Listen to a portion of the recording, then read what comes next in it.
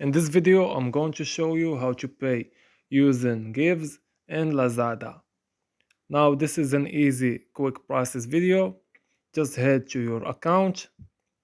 The account tab is located at the bottom right.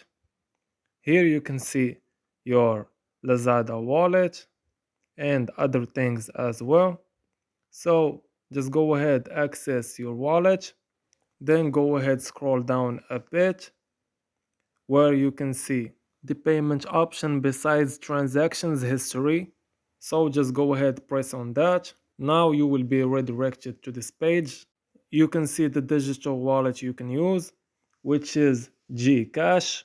This is an online payment method which includes Gives. Just click on it, give it some time to load.